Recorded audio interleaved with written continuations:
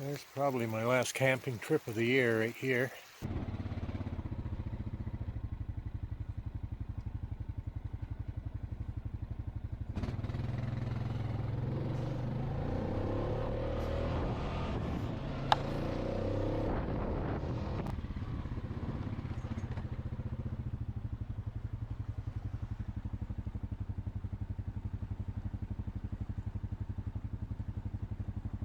It would be burning up in the tent, I think, before you got to asphyxiate it. And here's what we got. Sensor over there. And the sensor. Love my girlfriend. She's big and fat. I'm just trying to decide whether to start a new YouTube channel or just keep it all on one channel, because I want to build a violin this winter. I've built about 20 of them over the years. Here's this is the one I built. Oh, it's probably 10 years old.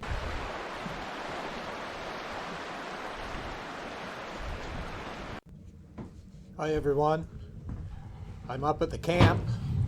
One last trip before Christmas.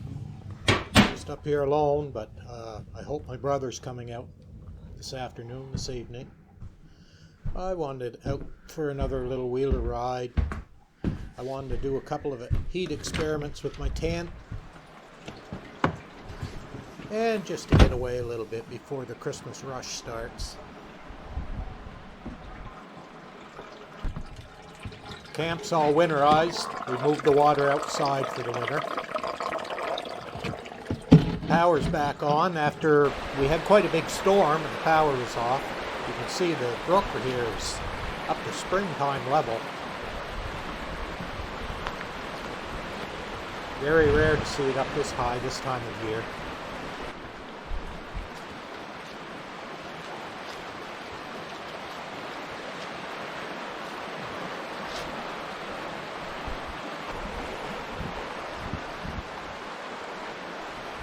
Got the fire on to warm up the camp. It's like an ice box when you first get here. It takes about a day to warm up.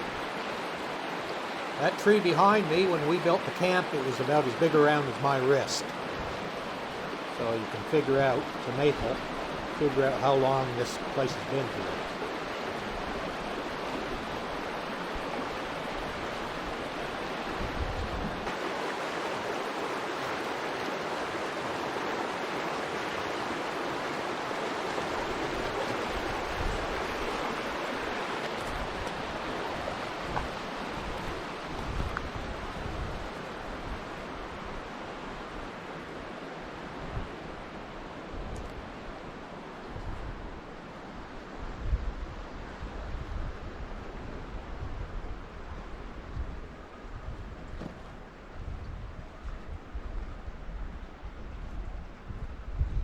There's the stump of the old butternut tree. That was planted back in 1975.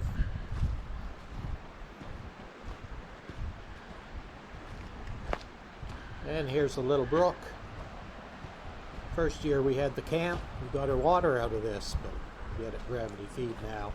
That's a healthy run of water for this time of year.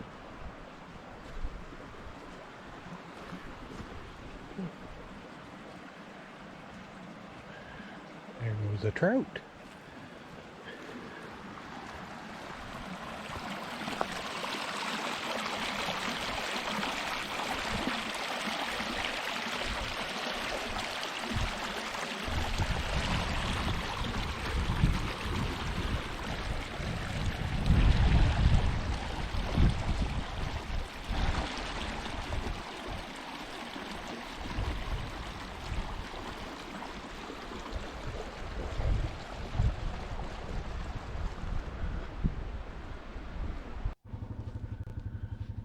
Well, I think I'll take a drive up to the top of the hill and just around the neighborhood just to have a look at things. I never brought the van down because there's ice on the road in places, and it's a two-wheel drive, so I thought I'd exercise a little bit of caution. I may have come down too far as it was, but I didn't want to risk this last hill. This is quite a steep hill right here.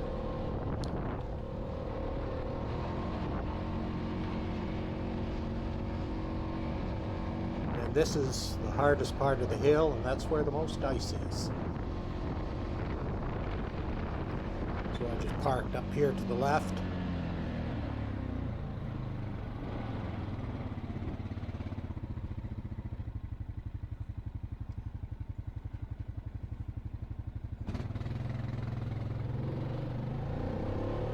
You never know, this time of year we could get 2 or 3 inches of snow just pop out of nowhere, and then I'd be there with that van.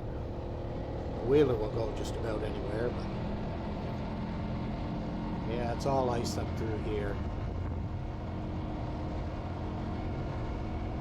Especially hauling a trailer, it can be a bit tricky.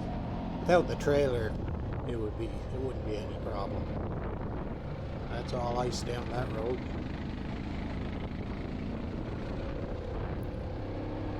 If I'd known this ice was here, I probably wouldn't have come down this far, but I was committed by the time I saw it, so I'm hoping it melts a little bit before I go back.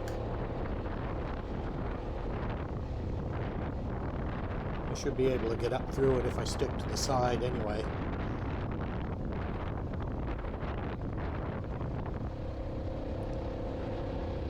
And I'll go up here and have a look from the top of the hill. It's one of my favorite places to look around and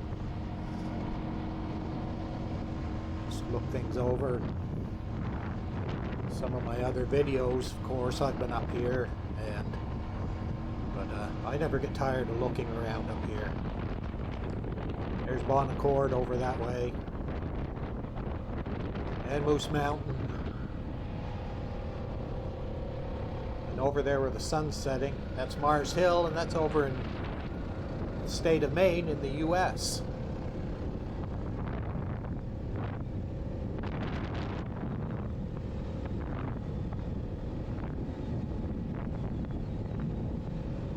Looking down that way, we look down towards Bath and Bristol and Florenceville. Just immediately down over the hill is the Muncourt Valley, and off there to the left is the community of Johnville. And out there over that full moon is Kilfoyle. This is a world I grew up in.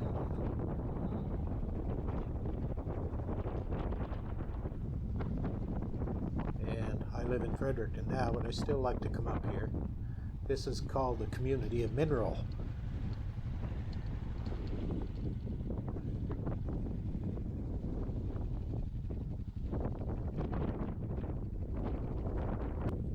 There's my Rubicon.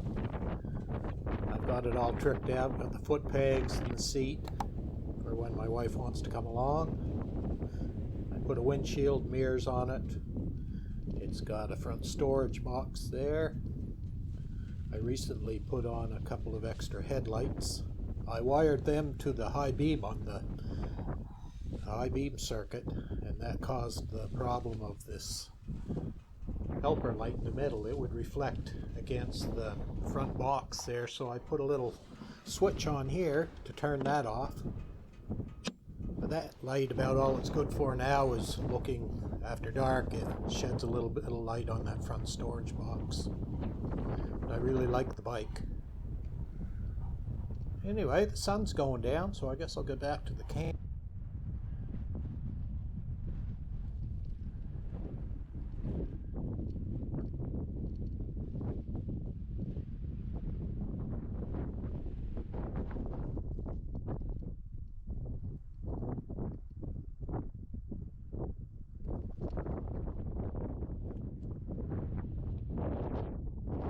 Sing some. Love my girlfriend.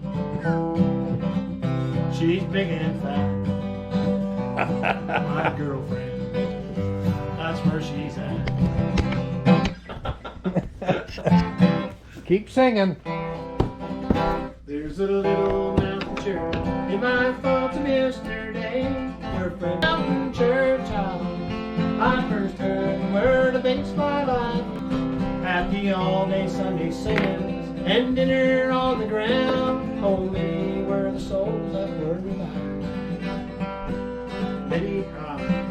brothers and sisters who gone on to glory land, slept in peace in the big grove nearby. Looking back now, that little mountain church house has become my life's cornerstone. Look who's there in that little mountain church house. I first heard the word of baseball. Do you remember that one, son? I've heard that one before. At least you're using the right type of picks. Hmm? Yeah. 1mm deadlock. That's all I use. 1mm. Yep. What's this one? Well, I thought I'd try a little experiment while I was up here. I'm using my old tent. I camped in this probably a dozen times this summer. It's just a cheap tent I got from Canadian Tire. Cost 50 or 60 bucks. 3-man tent. And I liked it a lot, but it's pretty well played out. So I thought I'd use it and set up my propane stove in it and see how much it would heat up. It's a 3-season tent. The top is all mesh, and then there's a fly goes over that. The poles are, well, that one there is broke. And it's got a few little holes in it, so I thought I'd just buy a new tent for the coming season. But I like the 3-season tent because you don't get a lot of condensation in them with that mesh. Lots of ventilation. So whatever type of heat I use, it's going to leak out fast, but I also shouldn't get asphyxiated. So anyway, set it up, and I'm going to try my propane stove in it and see what kind of temperature I can get. It's not a particularly cold day today, but it should give me some indication. Or maybe it'll prove to be pure poison or light the tent on fire. I don't know.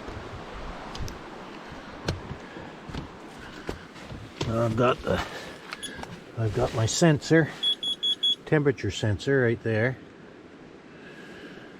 and I'll put the CO detector right here about where my head would be. It's just showing around 13 degrees here right now. So I'm going to set up the stove right here in the middle.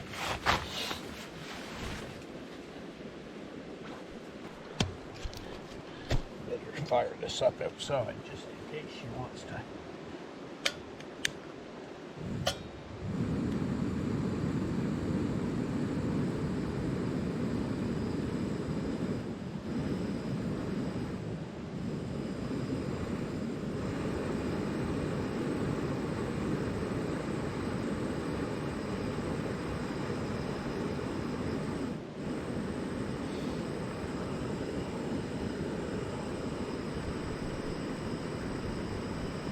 We'll see what that does.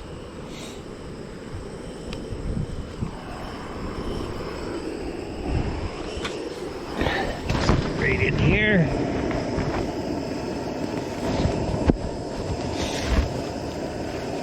And my CO detector right there. And there should be all kinds of ventilation. So we're going to let that set in there. And I'll close up the door, showing 12 there right now.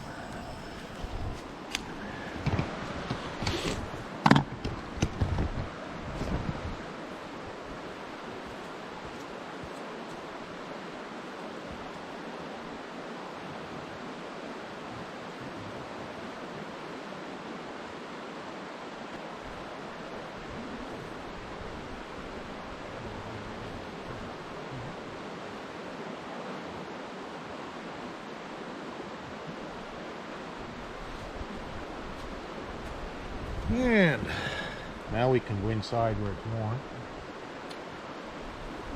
Not really that cold of a day out here today. It's December 6th.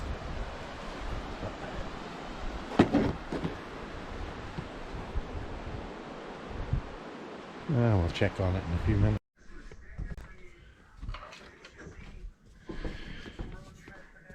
Okay, what do we got here? I've got one sensor in there showing 50 degrees Fahrenheit, 10 degrees Celsius.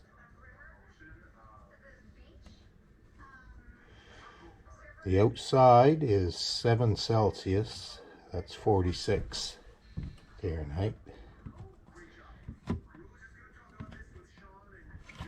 And I have another sensor, 18 degrees Celsius, which is 64.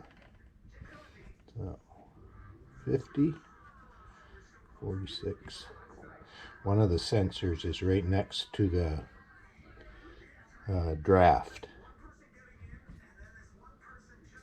And the other one is, the 64 degree one is up on a little bit of a stump in there. A little bit of a piece of wood.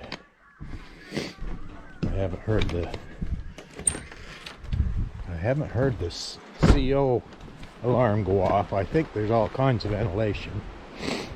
The big danger would be burning up in the tent, I think, before you got to asphyxiate it. Here's what we got. Sensor over there, and the sensor right there. That one's the one that's showing up in the 60s. CO alarm. Stove's running. Now it's quite warm up top of the tent. It's quite warm. Right down on the floor it's a little cooler, but the reason I'm doing this is I want to answer the question, in an emergency situation,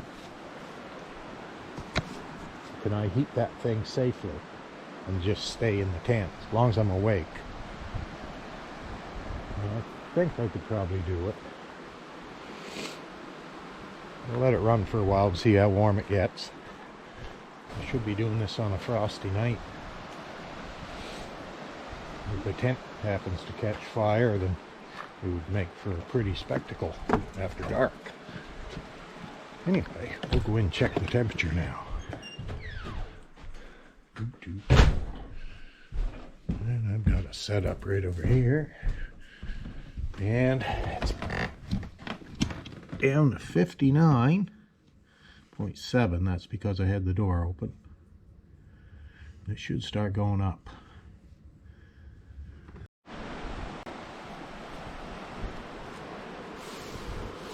Boy, there's definitely a lot of heat up here. Pretty warm to the touch, maybe too hot. I'd say too hot to the touch. It's like inside.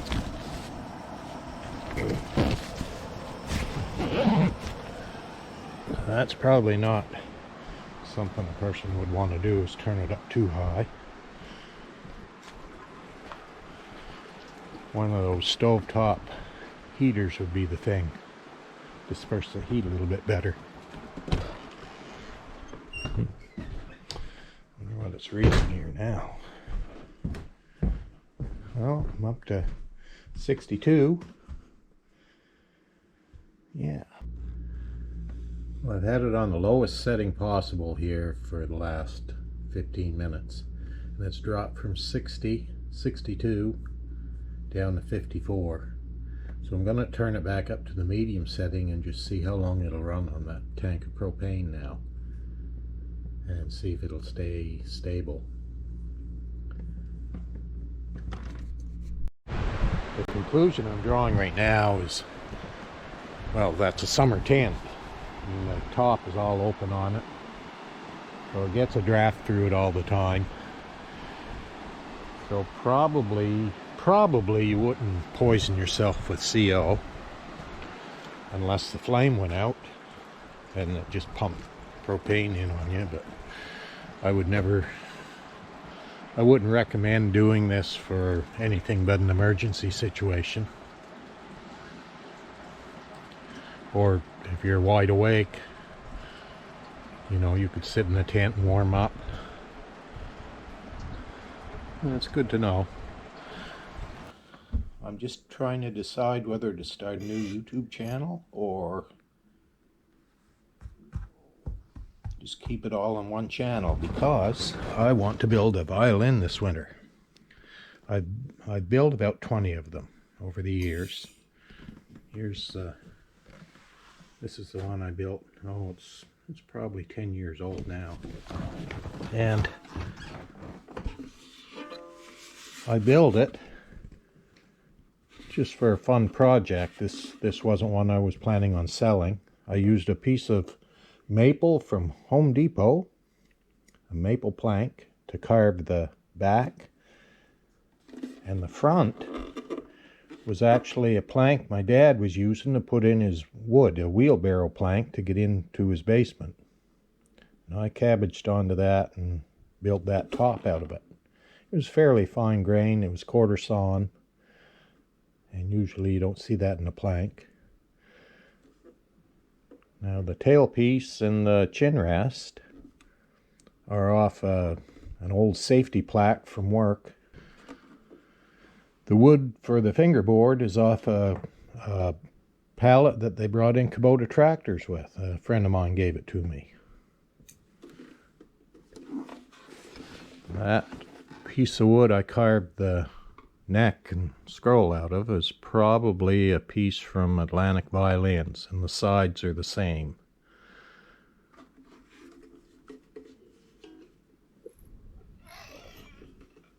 And the pegs, I buy them too, and then you have to shape them down to size. The bridge, you shape that into the shape of the top of the violin. You buy all that hardware. I put a little pickup on it. Yeah, it's not the best sounding violin in the world, but to tell you the truth, I'm not much of a violin player. Some people would rather I didn't play it at all. I think I'm one of them. Pretty mournful sound, but kind of fun building them. Fun playing them too, when no one's watching. Anyway, that one was built in, I think it says 2009, and that was violin number 15. So anyway, I may put that on YouTube this winter, building another one. We'll see how ambitious I get. We'll have a couple of cheeseburgers for dinner.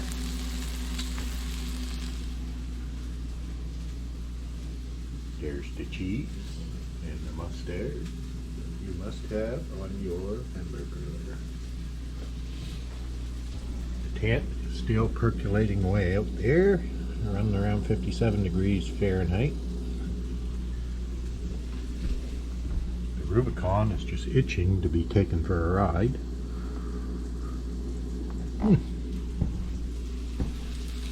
Be a good day. This is sort of brunch. So one last ride here before I put this thing away for the winter. Unless we don't get any snow, in which case I'll run it all winter if I can. Up where I am, there aren't too many dual-use trails. Most of them are snowmobile only from around the 15th of December till the 15th of April, I believe. But if there's no snow, there won't be any snowmobiles out around. It's not liable to happen. Anyway, I'm going to take a little drive down through. We've had some snow and we've had some cold weather, so the roads have ice on them, and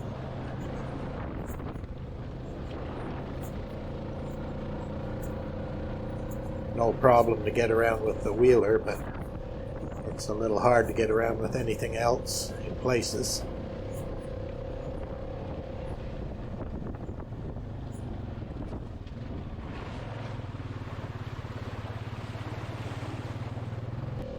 Looks more like mid-November than December, for sure, but I don't know if that's climate change or what it is, or just a warm winter.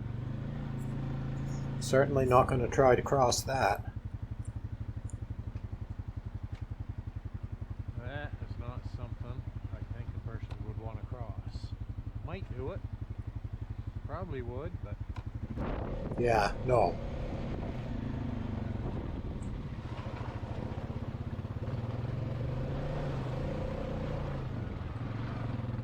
There's more water than it looks, too.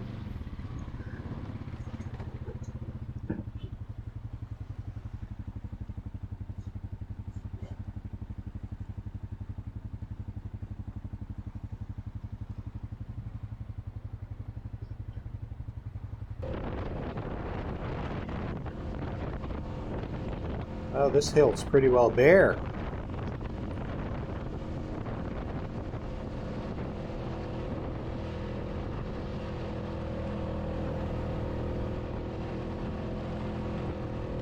Until you get to the top of the hill here, anyway. This is the type of ice right here. You can come along, and if you're not watching yourself, you can go sideways on the wheeler, and next thing you know, it's rolling over on top of you. Makes it a little bit dangerous for driving. Snow isn't too bad, but ice like that is terrible. Well, I thought I'd go up through here and check to see if I could find the herd of turkeys. Is it a herd or a flock? Or a murder? Be a murder of crows. Must be a flock of turkeys. There's a lot of burdocks up through here on this old road. So they hang around up here some. Oh, the old road's in bad shape.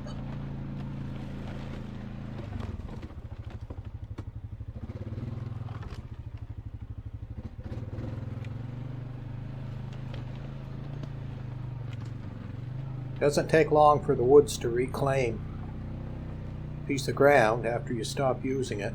It was a beaten down farm road, but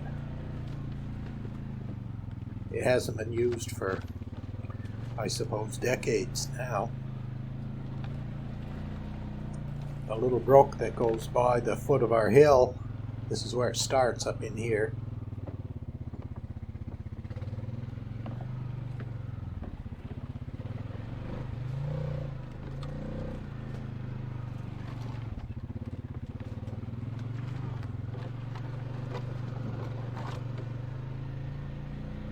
This field's all opened up compared to what it used to be. It used to be bordered by woods on all sides pretty well, but now it's just part of a bigger complex.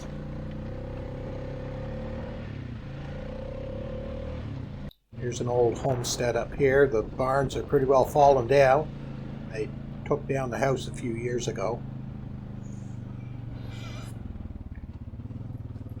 We'll drive over. There's a little pond over here, and legend has it there was a murder here many years ago, and they hid the body in this little pond. Don't know if it's true or not, but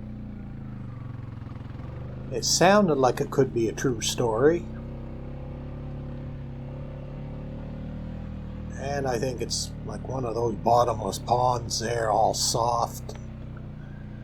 Anyway, that's the story on it. Haven't seen any ghosts here or anything.